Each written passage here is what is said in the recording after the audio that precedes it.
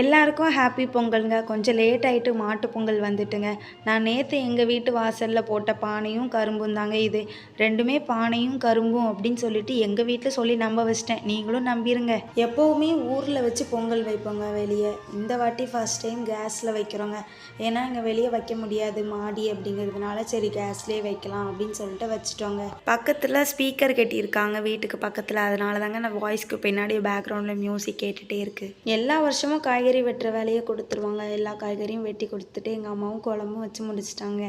வச்சுட்டு எங்கள் அப்பா படையெல்லாம் போட்டுட்டு படைச்சிட்டு அதுக்கப்புறம் சாமிலாம் கும்பிட்டுட்டு நெக்ஸ்ட் ஒரு 10:30 அப்படி போல் சாப்பிட்டோங்க.